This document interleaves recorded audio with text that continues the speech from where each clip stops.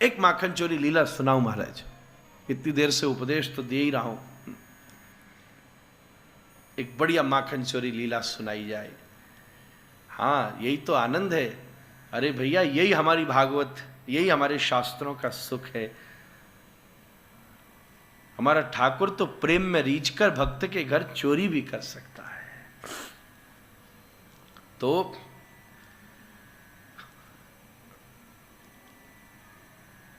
वो एक गोपी थी बूढ़ी, मुखराई गांव की। ये जो मुखराई है, आप याद करो, व्रज यात्रा में हम लोग गए थे।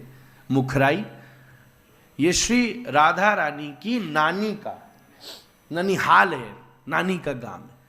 तो एक तो राधा रानी, उसके बाद भी उनका ननिहाल। तो वहां की गोपी तो वैसे ही सिर चढ़ी रहे में महाराज है, हम राधा रानी की भी नानी के गांव की। और श्री राधा रानी मानिनी, उनकी नानी और कितनी मानिनी, और उसके गांव की गोपी तो महामानिनी है। ऐसा होता है ना, कई कई लोग किसी गांव में बड़े लोग होते हैं तो उस बड़े का ही परिचय देकर बोलते हैं, पता है हम उसी गांव के हैं जहां वो आदमी रहता है। तो मुखराई गांव की गोपी बड़ी इतराती थी। ठाकुर जी बोले, इसके घर से माखन चोरी तो करूंगा महाराज।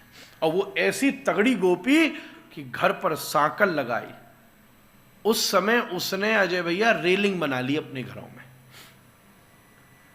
बांस की खपच्ची लगा के घुस ही नहीं सका खिड़की में थे कोई। बाउंड्री बना ली कि अंदर नहीं घुसने दूंगी, दायरी के घरों में माखन चुराओ, मेरे घर में माखन चुरा के दिखा दो, मैं मान जाऊं महाराज। ठाकुर जी बोले ठीक है। कुछ दिन निकले, ठाकुर जी बोले या के घर तो माखन चुराना ही चुराना है। ठाकुर जी बोले ग्वाल बालों से छुप जाओ, और द्वार पर जाकर दरवाजा खटखटाया। तो मुखराई की गोपी बाहर निकली, क्या बात है, काय को आयो है? अरे सुन सुन, सवेरे सवेरे को टेम है देख। हाँ हाँ, ये तो बहुत भोर में आएगी हो तू। बोले ऐसी बात है, मुँह को जशोदा मैया ने भेजो है। क्यों भेजो? बोले वो ऐसा है, हमारे घर में कछु संत महात्मा आई गई, और मैया बोली कि सवेरे सवेरे ताजा माखन तो बन के तैयार भयो ना है, तो गोपी बाने मुंह तेरे घर भेजो कि वो हमारे सबसे तगड़ी बड़े घर की लगे, आके यहाँ बहुत साधन है, ये हमारे यहाँ ने बाउंड्री बना ली है महाराज। बाकी यहाँ ताजो माखन होगा लिया, और मैया ने कही आज तू ताजो दे दे, कल हम तेरे घर 2 घड़ा भेज देंगे माखन, 2 हड़िया, आज 1 हड़िया दे दे। अरे अरे गोपी बोली तो बड़ी भैया, ब्रज रानी यशोदा महारानी ने याद की नो है। हाँ हाँ जरूर जरूर, तू ठाड़ो रे। मुखराई की गोपी भीतर गई और वहां ने खोज के अपने सबसे बढ़िया जो माखन तैयार कीनो, और वाह लेके आई, वहां में केसर एसर और डाल दिए। भाई बताओ, इतने बड़े घर में भेज रही हूँ, हल्को थोड़ी ना, कभी कभी मौको मिले। और लेके और सुनी सन गोपी, हाँ लाला बहुत बढ़िया। अरे तो तेने बहुत अच्छी तैयारी करी। हमने तो सुनी माखन के ऊपर कछु कछु मेवा भी डल सके, बादाम काजू। हाँ हाँ, अरे संत को खवानो है।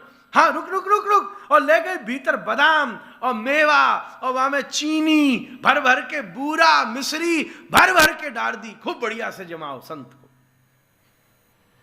और महाराज बोलो ठाकुर सुन, मैंने सब देख लियो है, यह हड़िया में 5 किलो माखन है, वहां में तूने 2.5 किलो बादाम डाले, 1.5 किलो तेने वहां में काजू डालो है, केसर डाली, चिरौंजी डाली, मिश्री डाली, सब डाली, चकाचक 10-15 किलो माल हो गया है। और कल हम 2 हड़िया आपके ताई ले आएंगे। ना ना ना ना लाला, मुंह को पाप कराएगो। ठाकुर जी ने कृपा की नहीं है, आज संत की सेवा मिली है, सो आज कछु ना करनो, तू तो जय ले जा, हमारी तरफ से संत की सेवा लग गई। घर बैठे बताओ यशोदा रानी ने कैसी कृपा करी, संत की सेवा लग गई, आके अलावा और क्या चाहिए क्या चाहिए। ऐसा कहकर ठाकुर जी को दीनी हड़िया ले ले संभाल के।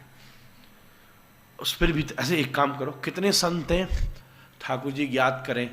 एक है संत मनसुखा, बरू था सुबह। बोले मैया 18 संत हैं गोपी। अच्छा रुक रुक रुक, भीतर गयो, मैया भीतर गई, संग में 1-2 छोरा है तई, तुरंत बढ़िया एक बढ़िया सा दुपट्टा भागलपुरी बढ़िया निकाला, और निकाल करके कई भागलपुर के भी पचेरी वाले आए, सब खुश हो गए महाराज। भागलपुरी बढ़िया। भागलपुर की सबसे बढ़िया चीज मैं आपको एक बताऊं, खुश हो जाओगे। मुझे पचेरी वाला जी ने बताया किसी समय में परिवार इतिहास में कभी वहां भी रहा करता था। भागलपुर का और तो मैं जानूं या न जानूं, पर वृंदावन, अयोध्या, चित्रकूट के संत जितने भी हैं वो खूब भागलपुरी का प्रयोग करें महाराज। संतों की सेवा होती है उस वस्त्र से, खूब पहनते, तो बढ़िया दे दिए सबको भागलपुरी, सबको दे देना मेरी तरफ से। कहते ना मुखराई गोपी ने भेजी है श्याम सुंदर, हाँ चकाचक दूंगा, और कुछ देना है? हाँ हाँ, एक दक्षिणा भाई, संत आए, सब मामला लेके, ठीक लाला ले जा, हाँ हाँ। अरे दो चार लोग संगला, बहुत बढ़िया, सब उठा लिया, बोले हाँ हाँ ले जा ले जा ले जा ले जा, जय हो संत भगवान की। ऐसा कह के गोपी ने मन ही मन ध्यान किया, जय हो, और लेके लाला मुड़ो, सीढ़ी उतरो, और गोपी ने किया दरवाजा बंद। और ठाकुर जी माखन, और बा माखन में डल रही है मेवा, और बा में ऊपर पड़ी है चीनी, और बा में पड़ी केसर।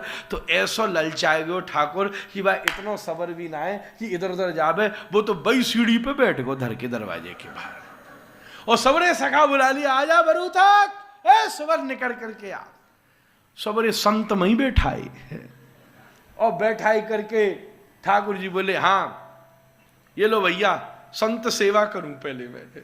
सबके कंधा पे डाल दिए एक भागलपुरी, लो भैया बैठ लो, अब माल उड़ाओ। सबरे माखन मटकी में तो निकाले। अब मजे की बात ये कि माखन में जब मोटी मोटी मिश्री डाली जाए, मशीन वाली नहीं, असली मिश्री खा के देखियो जब कठोर बनती थी जो पहले, और लेके जैसे ही माखन के साथ मिश्री खावे तो आवाज आवे cutter cutter cutter cutter cutter cutter. कोई एक खावे तो कम आवे, अब 28 अगर कटर कटर करें तो कोई ऐसे ही लगेगा कि राइस मिल चल रही है महाराज। Cutter cutter cutter cutter cutter cutter भाई गोपी सुने, ये दरवाजे में तो कटर कटर, ऐसी क्या कटर कटर आवाज आ रही है। ओहो गो बालक तो झूम रहे महाराज, हम में माखन में मीवा में मिश्री, ओहो कोठारी मोहड़े में जब धरी। नहीं 2 मिनट रुक जाओ, नहीं मुझे भी जरा सेटल हो जाने दो। ऐसा माखन, ये तो इनको फर्क ही ना पड़े, तभी तो सूखे सराटे से बैठे, बढ़िया माखन खटर खटर। गोपी सोचे खटर खटर क्या हो रहा है, फिर तो सोची लगे मेरे घर में मूसक घुस गए, बहुत खटर खटर कर रहे हैं, दीवार में, कपड़ान में, अलवारी में, सब जगह देखी, कहीं मिली ना। पता चलो ये मूसक नहीं, या मूसा को भी पति बैठो बाहर मारा। ओहो घबराई, जैसे ही गई है खटर खटर आवाज दरवाजे के बाहर से आ रही है, और जैसे ही गोपी ने दरवाजा खोला तो देखो भाई की देरी के बाहर सबरी संतन की जमात बैठी है महाराज। मनसुखा घबरायो, यानी दरवाजा खोलो, अब कैसे शकल छुपाए। तो हाथ में उठा रखो मैंने माखन, माखन में थी केसर, लेके केसर माथे पे मल दी। हरिओम अलख निरंजन। गोपी बोली दायरी के हरिओम को अभी ओम हरि करूं मैं। लेके रस्सी बांधी महाराज, दे सोठा ले के भगी। सबरे गो बालक भग रहे हैं। मजे की बात ये भग भी कैसे रहे, जब माखन चोरी करके आज गो बालक भग रहे हैं। मुखराई सखी की ये लीला बड़ी विचित्र है, कैसे भग रहे हैं। आदमी जब भगता है तो यूं भगता है, ये दोनों यूं भग रहे हैं सबरे, दोनों हाथ में माखन की लोनी है, गिर न जावे, यूं भग रहे हैं। और भागते भागते खा और रहे हैं, जल्दी खा लो जल्दी खा लो, और भगते जा रहे हैं। इधर एक हाथ में ठाकुर जी आगे भगे, मुन्ने देखी एस तो माखन की मटकी तो आके दरवाजे पर ही रह गई। फिर सबरे भगे महाराज, मटकी ले ले के भगे। तब मुखराई की गोपी महाराज पीछे लगी, पीछे लगी, पीछे लगी। तब ठाकुर जी सब भग गए महाराज। ऐसी सुंदर माखन चोरी करी। क्या सौभाग्य है, संत की भावना से गोपी ने चीज दी थी, स्वयं भगवंत ने स्वीकार कर ली महाराज। जो संत की भावना से कोई चीज दी जावे तो स्वयं भगवान ही स्वीकार करते हैं, इसमें कोई संदेह नहीं, इसमें कोई संदेह। संत की भावना से भगवंती तो स्वीकार करते, और कौन किसको देता है महाराज। गोपी ने जब दीनी तो बढ़िया पहन पहन के चद्दर सब ऐसा आनंद माखन चोरी का करता है। सब गोपी जाकर ठाकुर को समझाती है। क्या समझाती है? माखन की चोरी छोड़ सांवरा, मैं समझाऊं तो। रे माखन की चोरी छोड़ सांवरा, मैं समझाऊं तो। माखन की चोरी छोड़ सांवरा, मैं समझाऊं तो। रे माखन की चोरी छोड़ सांवरा, मैं समझाऊं तो। मैं समझाऊं तो लाडला, मैं समझाऊं तो। मैं समझाऊं तो सांवरा, मैं समझाऊं तो। रे माखन की चोरी छोड़ सांवरा, मैं समझाऊं तो। माखन की चोरी छोड़ सांवरा, मैं समझाऊं तो।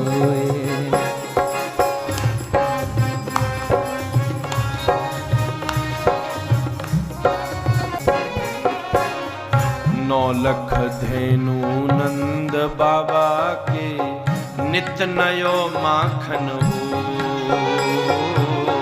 नौलख धेनु नंद बाबा के, नित नयो माखन हो। नौलख धेनु नंद बाबा के, नित नयो माखन हो। नौलख धेनु नंद बाबा के, नित नयो माखन हो। तनिक दही के कारण लाला, लाज शर्म दी खोय। तनिक दही के कारण लाला, लाज शर्म दी खोय। माखन की चोरी छोड़ सांवरा, मैं समझाऊं तो। माखन की चोरी छोड़ सांवरा, मैं समझाऊं तो। मैं समझाऊं तो लाडला, मैं समझाऊं तो। मैं समझाऊं तो सांवरा, मैं समझाऊं तो। रे माखन की चोरी छोड़ सांवरा, मैं समझाऊं तो।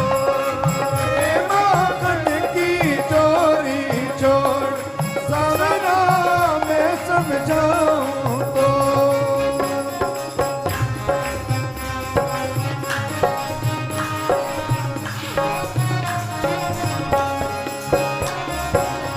बरसाने तेरी भई सगाई, घर घर चर्चा हो।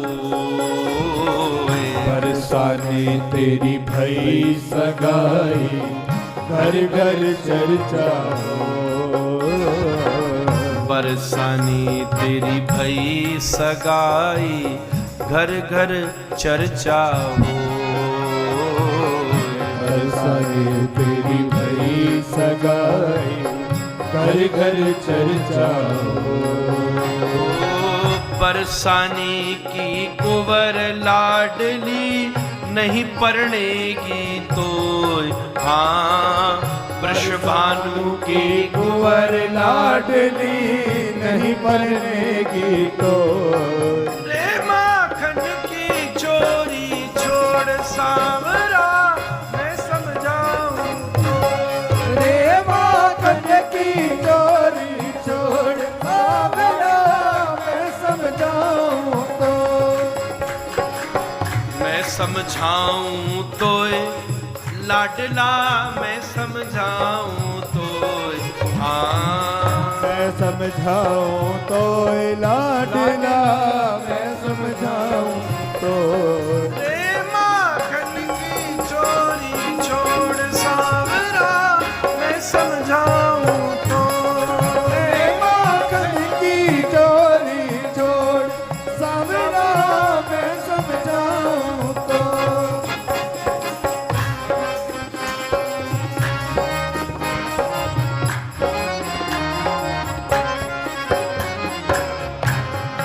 सब गोपी कृष्ण को समझा रही है तो ठाकुर जी मैया यशोदा की तरफ वहीं खड़ी है मैया, तो मैया यशोदा की तरफ देखकर श्याम सुंदर जवाब दे रहे हैं। क्या जवाब देते हैं?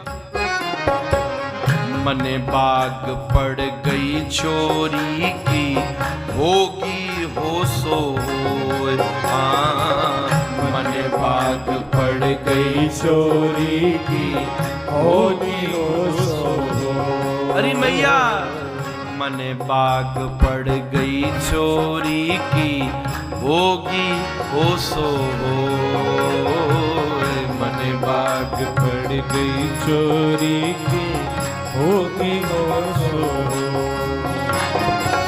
सूरदास जसुमती के आगे दिए कन्हैया रोए हाँ सूरदास जसुमती के आगे दिए कन्हैया रो रे माखन की चोरी छोड़ सांवरा मैं समझाऊं तो रे माखन की चोरी छोड़ सांवरा मैं समझाऊं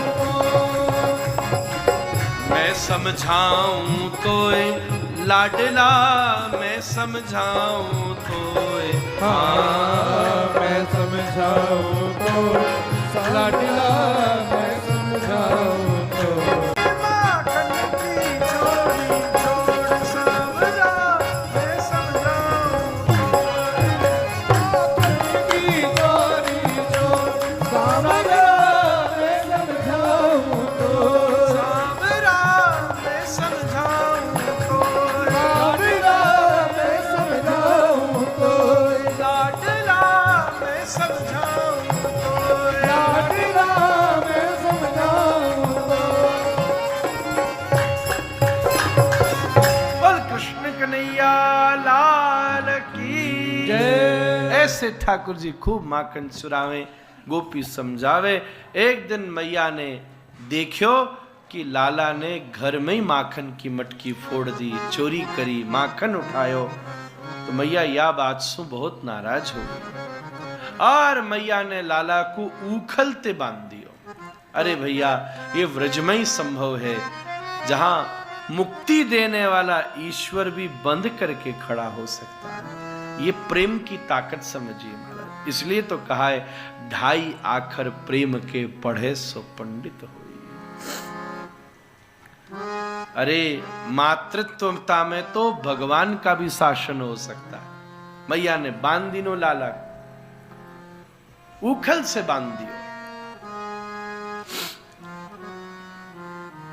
मैया ने जैसे ही गई बांध के तो एक यमलार्जुन के पेड़ थे, 2 पेड़, उसके बीच में से ठाकुर जी निकसे, उखल फंस गो और जैसे ही वह उखल को झटको दियो तो धड़ाम सीना पेड़ भी नीचे गिर गई और उस पेड़ से नलकूबर और मणिग्रीव भगवान के ये कुबेर के पुत्र हैं।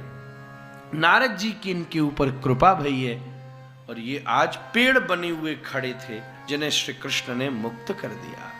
इस बात को समझिए बंधुओं, यहां कोई न कोई इस पूरे जीवन में कुछ न कुछ भुगतने ही आया है। बात ध्यान से सुनिएगा। हम कहीं न कहीं अपने किए गए कृत्य का परिणाम लेने आए हैं, और उस परिणाम लेते लेते कुछ मौका हमको मिलता है कि जिसमें हम उस परिणाम के बाद कुछ पुण्य कर सकते हैं। अगर ऐसा नहीं होता तो सब बिल्कुल एक जैसी व्यवस्था में होते, एक जैसी कंडीशंस में होते, एक जैसी सिचुएशन। सबके जन्म की प्रोसेस तो एक ही जैसी है ना। सब माँ के गर्भ में होते हैं, 9 महीना रहते हैं, 9 महीना बाद जन्म ले लेते हैं, पर जीवन सबका अलग है। इसका अर्थ यही तो है ना कि कोई ना कोई एक ऐसा प्रारब्ध है, हम उसको किसी न किसी रूप में नियति को कहीं न कहीं भुगतने आए हैं। और नियति की गणित बहुत विचित्र है, उसको कोई सामान्य व्यक्ति समझ नहीं सकता। कहाँ किस रूप में व्यक्ति किस परिवेश में, पर कुछ न कुछ इतिहास तो हमारे जीवन में है ही है। तो प्रारब्ध प्रभाव कहां डालता है, यह निश्चित बात थी प्रारब्ध से कि 2 लोगों ने मिलना था।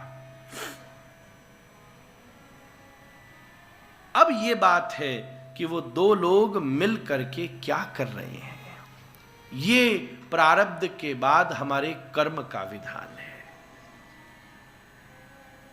कुछ न कुछ हम जो कर रहे हैं उसमें पूर्व का प्रभाव है, और जो वर्तमान में कर रहे हैं वो भी उसके रूप में एक नए स्वरूप को खड़ा कर रहा है।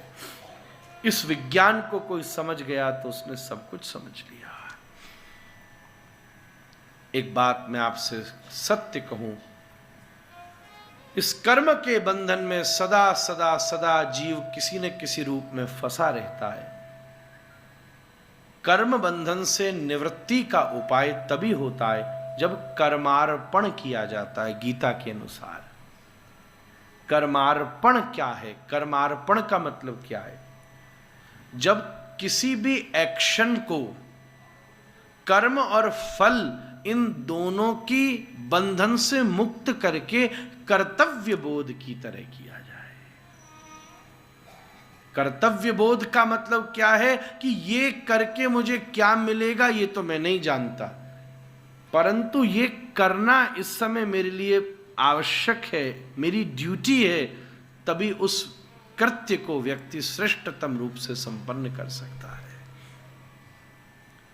भगवान ही व्यक्ति को कर्म बंधन से निवृत्त करते हैं, जो आज नलकूबर और मणिग्रीव को निवृत्त किया। निवृत्त कैसे करते हैं बात समझिएगा। ऐसे नहीं करते कि बस आप मरे और आपको धाम की प्राप्ति हो गई या मोक्ष ना। फिर भगवान ऐसी व्यवस्था में व्यक्ति को रखते हैं जहां उसे सत्संग, कथा, धाम, गुरु, वैष्णव, सज्जन, इन लोगों की सुलभता प्राप्त होती है। इतनी बड़ी जनसंख्या है अजय भैया बंबई की, क्या सबको कथा का सौभाग्य मिल जाता? क्या सब वृंदावन में आ गए? हम आसपास उन लोगों के बीच में रहते, इसलिए हमको कई बार ऐसा लगता है।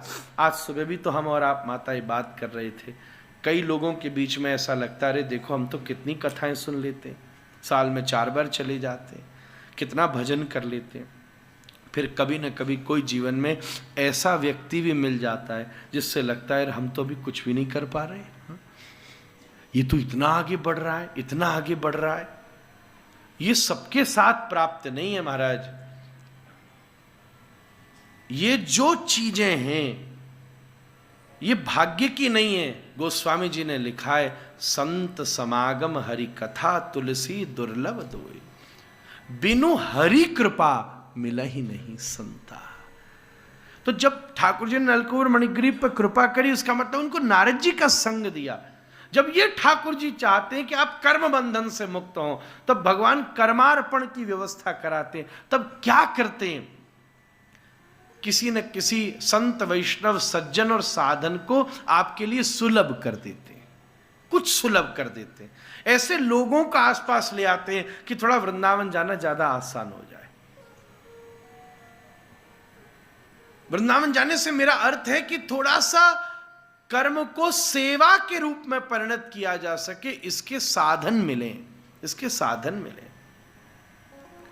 आज दुनिया में बहुत सारे लोग हैं जो सेवा करना चाहते पर उनको समझ में नहीं आता कि सेवा कैसे करें, कहां करें, किसकी करें, और कभी कभी यह भी प्रश्न होता है क्यों करें। समझ में ही नहीं आ रही, करना तो अपन चाह रहे, उनको साधन नहीं मिलता। और मैं आपसे निवेदन करूं, दुनिया भर में इतने सारे लोग हैं जिनके पास चल चल के अवसर आते हैं, महाराज ये सेवा कर लो, ये सेवा कर लो, ये सेवा कर लो, ये सेवा कर लो। कई बार वो भी ये गणित नहीं लगा पाते कि ठाकुर जी उनसे कितने प्रकार की सेवा ग्रहण कर लेते हैं महाराज। तो कर्मार्पण से निवृत्ति का साधन है सेवा। सेवा से नहीं बचा जा सकता। बात वेदांत और उपनिषद की है, कुछ मैंने कही, हो सकता है इसमें कुछ कठिनाई भी आई हो समझने में।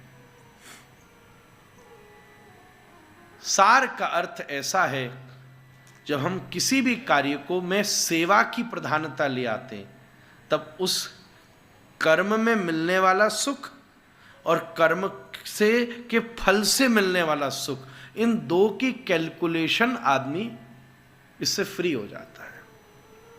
अब मैं ये सोचूं कि मैं यहां 4 घंटे बोल रहा हूं, पहली बात, क्या ये सबको समझ में आ रही है? तो क्यों बोलूं भाई, 15 मिनट जो सबको समझ आती है वही बोल दूं। मैं गणित बिठाऊंगा, मैं इतनी देर बोल रहा हूं, इतने शब्द बोल रहा हूं, आपको कितनी, अब इसमें मैं ये सोचूं कि मैं ये जो बोल रहा हूं इससे मुझे क्या फल मिल रहा है। फल किसी भी रूप में हो सकता है कि आपके जीवन में उसका कितना परिवर्तन हो रहा है, या मुझे उसके लिए क्या अपनी प्राप्ति हो रही है। अगर ये 2 विचार में मैं फंस गया तो यहां नहीं बोल सकता। मूल बात इतनी सी है, बोलने के माध्यम से तो मैं आप सबके भीतर राधा रमण जी की सेवा कर रहा हूं महाराज। और आप भी अगर इस विचार से बैठोगे कि भैया हम सुन रहे कथा, तो गणित में फंसोगे, यार ये तो समझ आई, ये नहीं आई। कई बार मन भी ये करेगा जिस दिन समझ आती है उस दिन बैठ जाओ, पर आप ये भावना कर लोगे कि मैं सुनने के माध्यम से अपने हृदय में बैठे परमात्मा की सेवा कर रहा हूं, तो इस गणित, इसके मिलने वाले पुण्य, इससे मिलने वाली समझ, इससे मिलने वाले सुख, उसका आनंद तो होगा। ऐसा नहीं है लाभ हो रहा है तो सुख तो मिल रहा है, पर वहां फंसेगा नहीं आदमी महाराज, फंसेगा नहीं। कहीं ना कहीं उसका रूपांतरण अवश्य में उसके जीवन में आएगा। इस उखल बंधन लीला से नंद बाबा का सारा परिकर अब नंदगाम में जाकर के बस गया है। गोपाष्टमी के सुंदर दिन श्याम सुंदर ने अब गौचरण लीला को शुरू किया है। प्रभु गैया चराना शुरू करते हैं। बंधुओं, श्री कृष्ण रोज गैया का दूध पीते हैं, गो की वस्तु लेते हैं, इसलिए उसकी सेवा करते हैं। आपके जीवन में कोई भी साधन का जब हमने प्रयोग किया हो तो उसके प्रति कृतज्ञता ज्ञापन करते रहना एक धर्मात्मा व्यक्ति का लक्षण होता है। यही जीवन की शिक्षा है। मैया यशोदा बोली इतने दास दासियां हैं तो सही, कोई ग्वाले गैया चरा आएंगे। लाला बोलो नहीं, मैं गैया का दूध पीता हूं, इसलिए आवश्यक है कि मैं स्वयं जाकर के उसकी सेवा करूंगा।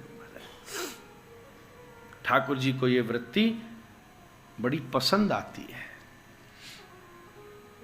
गैया खूब प्रेम से चरने जाती है, ठाकुर जी साथ में हैं। चर चर के दूर चली जाती है तो गोपाल ऐसी वंशी बजाते हैं कि सब गैया उनके पास फिर से चली आती हैं। हमारी ये इंद्रिय रूपी गैया भी इस दुनिया में चरने निकलती हैं। आंख चरने निकलती है दृश्य को, कान चरने निकलता है शब्द को, मुख चरने निकलता है स्वाद को। ढूंढता है ना, ये खाएं नहीं ये खाते हैं, नहीं ये खाते हैं, नहीं ये देखें नहीं ये देखते हैं। ये सब गो इंद्रियां चरने के लिए निकलती हैं। और कई बात तो सही बात तो ये है, चरते चरते चरते चरते भैया इस दुनिया, इस जंगल में कहीं खो सी जाती हैं। उनको रास्ता नहीं मिलता, उनको भटकाव नहीं मिलता। पर सही बात तो ये है कि एक दिन कृष्ण वंशी बजाते हैं। कृष्ण की वंशी कृष्ण की पुकार है। वंशी कौन होता है? वंशी होती है बांस की। बांस होता है पोला, अंदर से खाली और साफ। इसका अर्थ ये है कि वो व्यक्ति जो भीतर से साफ है और आपके अपने जीवन के लिए आपको कोई बात बताता है, तो ऐसे ही समझिएगा कि मेरे श्याम सुंदर ने वंशी बजाई है महाराज, वंशी बजाई। जब श्री कृष्ण वंशी बजाते, श्री कृष्ण की वंशी है सदगुरु का ये शब्द महाराज, श्री कृष्ण की वंशी है ये भागवत की कथा, श्री कृष्ण की वंशी है ये, श्री कृष्ण की वंशी है ये वो सब वृत्तियां जो हमें उस माध्यम से उन तक ले आए, उन तक ले आए। और फिर जब वंशी बजती है तब कहीं एक खोई हुई गैया फिर से गोविंद के चरणों को प्राप्त कर सकती है। तभी तो ये भावना बने, भगवान की वंशी कानों तक सुनाई दे, उसके लिए जीव सतत प्रयास पूर्वक रहे। तुम ढूंढो मुझे गोपाल में खोई गई आती। बस 5 मिनट में छुट्टी करो दीपक भैया।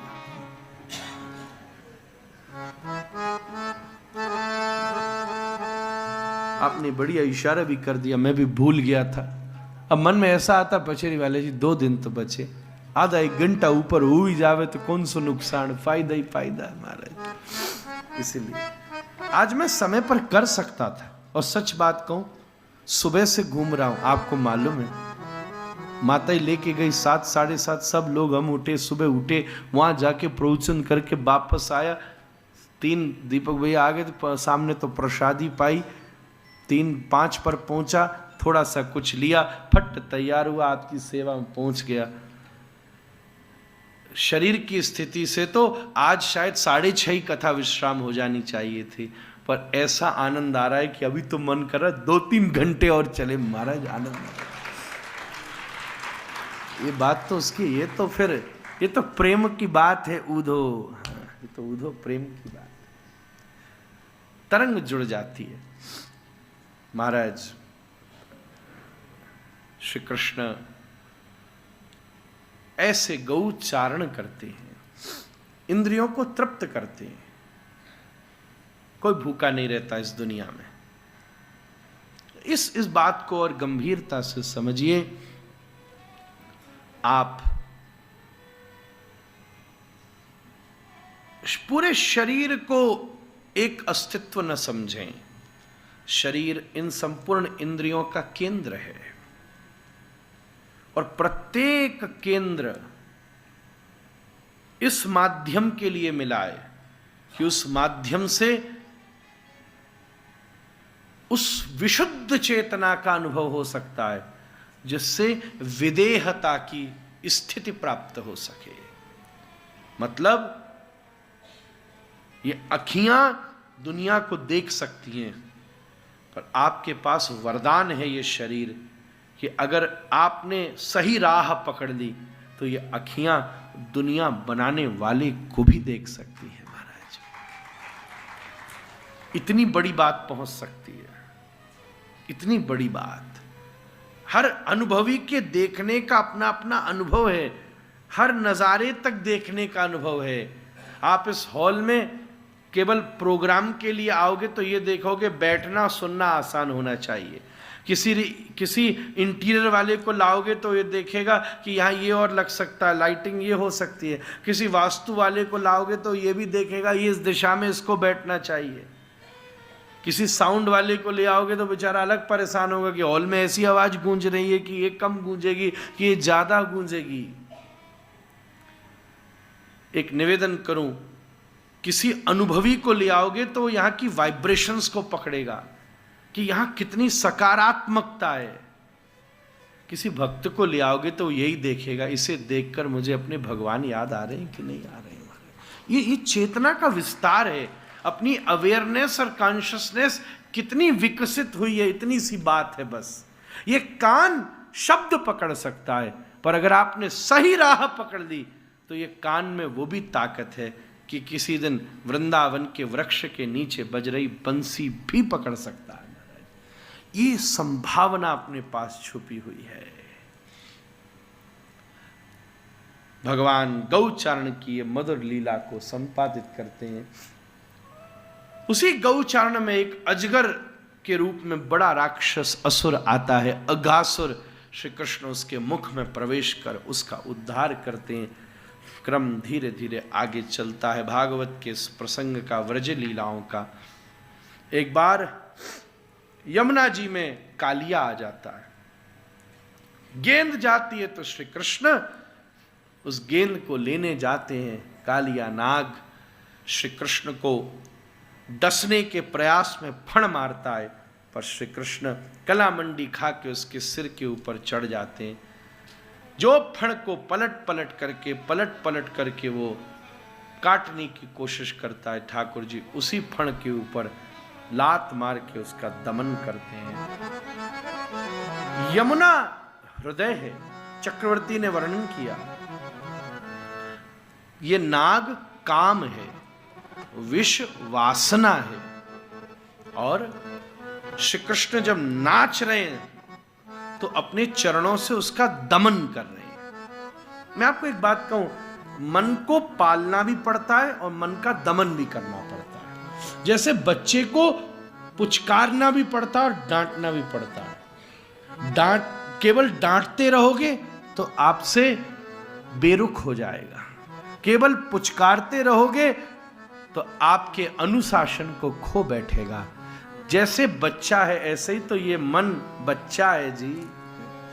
इस मन के बच्चे को पोषित भी करना होता है तो कभी कभी इसका दमन भी करना होता है। श्री कृष्ण अपने चरणों से इसका दमन, भाई कभी तो है ही है ना, ऐसा होता ही है, मन कर ही जाता है, थोड़ा इधर उधर हो ही जाता है, पर आप उस समय अपने विवेक और बुद्धि के द्वारा इसका अनुशासन कर लें।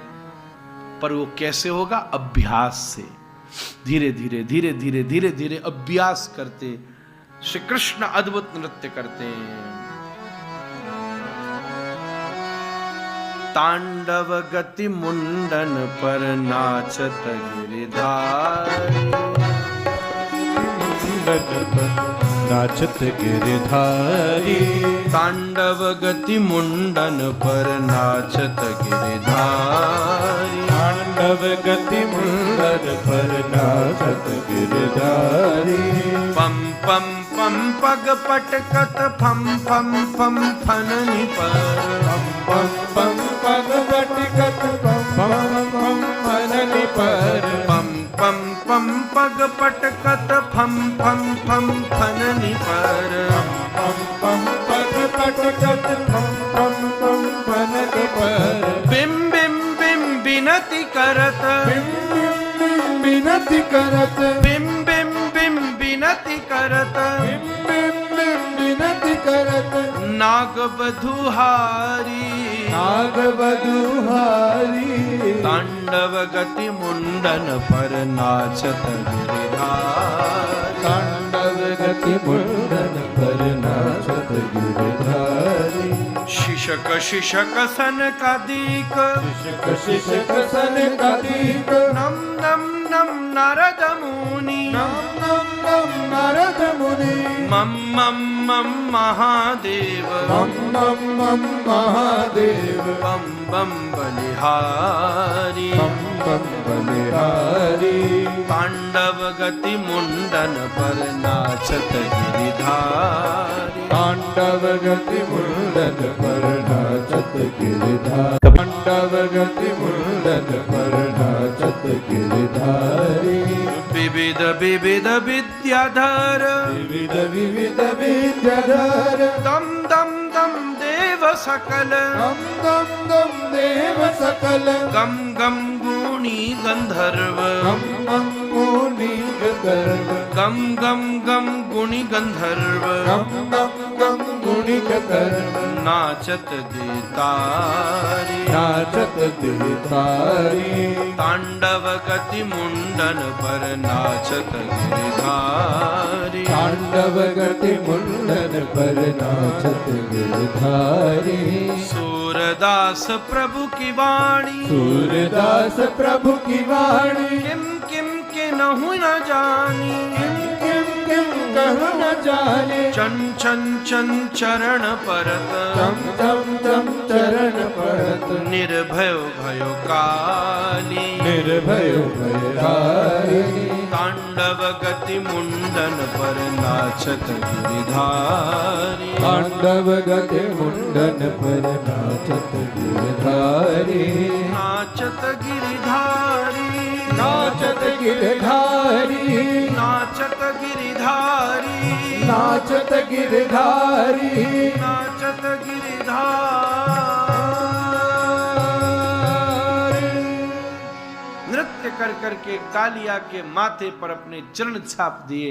नागिने बोली प्रभु ये मर जाएगा, इसको छोड़ दो। ठाकुर जी बोले मेरे चरणों से कोई नहीं मरता, सब तर जाते हैं। इतनी सी बात से नाग समझ गया कि जो मेरे ऊपर नृत्य कर रहे हैं ये तो साक्षात ईश्वर हैं। तब हाथ जोड़ के कहता है प्रभु मैं आपको पहचान गया। एक बात आपसे कहूं, प्रभु की पहचान सत्संग की दृष्टि से ही हो सकती है। भगवान सामने थे, नाग नहीं पहचान सका, पर जब नागिनों ने गुण गाए तो पहचान सका। कृष्ण सामने है, कंस नहीं पहचान सका, ब्रजवासी बैठे थे दूर से पहचान गए महाराज। सत्संग की दृष्टि से ईश्वर का अनुभव सार्वभौम होने लगता है। हाँ, उसके लिए बड़ा एक गुरु कृपा की दृष्टि चाहिए, ज्यादा कुछ नहीं चाहिए। टेलीस्कोप लगा लो तो ग्रह दिखने लगते हैं, माइक्रोस्कोप लगा लो तो अणु दिखने लगते हैं, गुरु स्कोप लगा लो तो गोविंद दिखने लगते हैं महाराज। इतना सही तो साधन है, उसकी व्यवस्था समझनी होगी। बस इस काम के कालिया को श्री कृष्ण ने अनुशासन के द्वारा नियंत्रित किया, नृत्य करके नियंत्रित किया। अतः कालिया का दमन हुआ व्रज में और लीला चली। शरद की सुंदर दिन आ गई, गोपियां स्नान करती हैं, श्री कृष्ण उन गोपियों के चीर का हरण करते हैं। निश्चित ये लीला लिखी है तो हम इसको क्यों नहीं कहेंगे, पर इसको अपवाद मत बनाइए। छोटे कृष्ण गोपी के कपड़ा लेते हैं, बड़े कृष्ण द्रौपदी को कपड़ा देना भी जानते हैं। ये बस भिन्न भिन्न बात है। आज तो उल्टा होता, हाँ, कोई बालक होता तो फिर भी दे देता। खैर छोड़ो, क्या बोलूं, अलग अलग अनुभूतियां हैं। श्री कृष्ण चीर हरण, वस्त्र का हरण करते हैं। चीर इस दुनिया में चेतना को कहते हैं। चीड़ हमारी चेतना, चेतना मतलब कॉन्शियसनेस। कॉन्शियसनेस से क्या अर्थ समझिए, अभी हमारी जो कॉन्शियसनेस ने एक्सपीरियंस किया है वो केवल जगत का किया है और उसके संबंधों का किया है, इसलिए वो उतने तक ही घूम सकते हैं।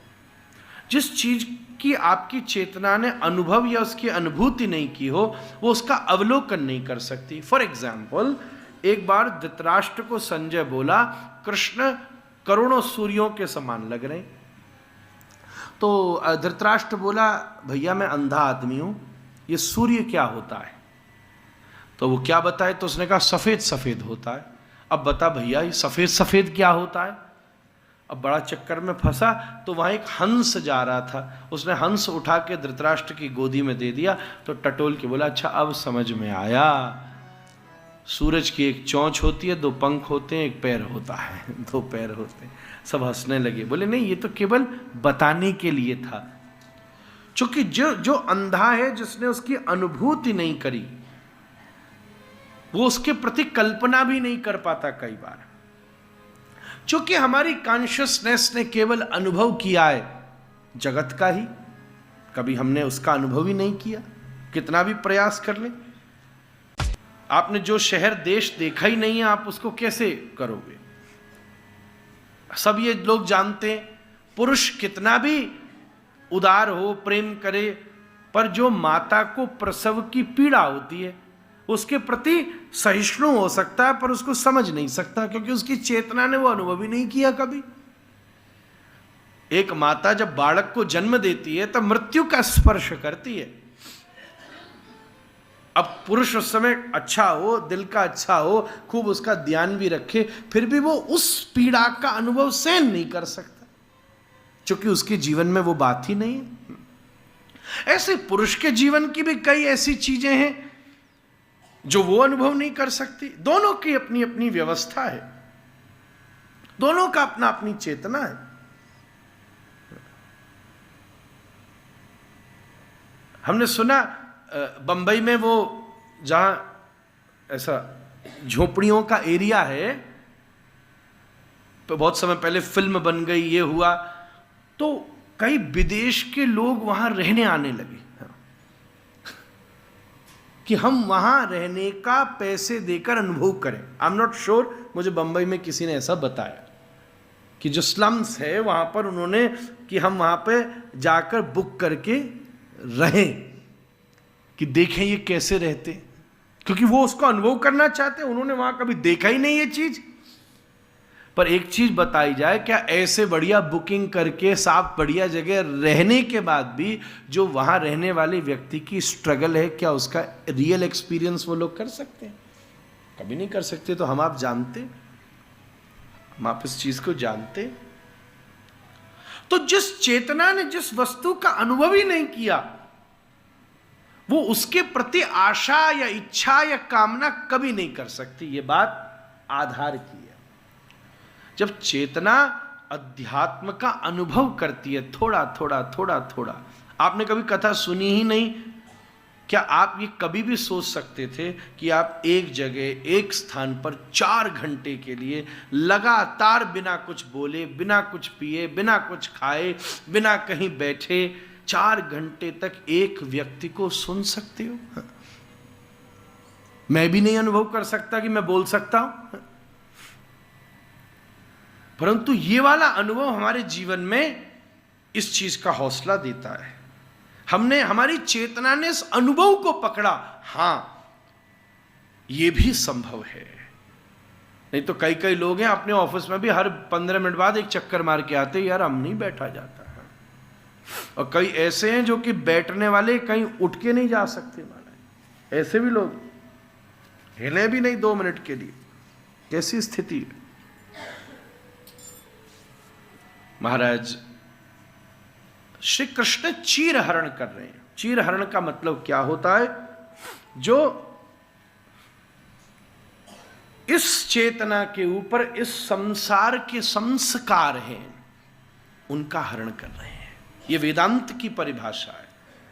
मैं कृष्ण लीला इसलिए भी इस तरीके से सुनाने का प्रयास कर रहा हूं क्योंकि इसके ऊपर हंसी खेली आनंद उधम तो बहुत हुआ है। भैया देखने में यह हंसी खेली है, समझने बैठो ना तो बड़े बड़े शिव सरी के योगियों को भी समाधि में इसका अर्थ समझ में नहीं आएगा महाराज। इसलिए ऐसे चल रहा हूं, यह भी पता चले कि माखन चुराने वाले कृष्ण के माखन के रहस्य को समझने के लिए हजारों साल की समाधि भी छोटी पड़ सकती है महाराज। नहीं समझ में आना भी ये समझाता है कि इसे नहीं समझा जा सकता, योग्यता चाहिए इसके लिए। ऐसे श्री कृष्ण चीर हरण करते हैं।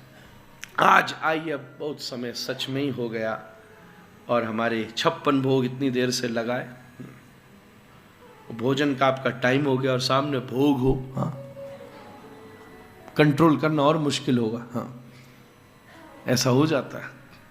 वो भी ढका हुआ, ठाकुर जी भी प्रतीक्षा कर रहे हैं। इसलिए ले चलते हम गिरिराज जी के पावन प्रसंग की ओर। श्री कृष्ण गौचारण करके जब आज लौटे हैं तो घर में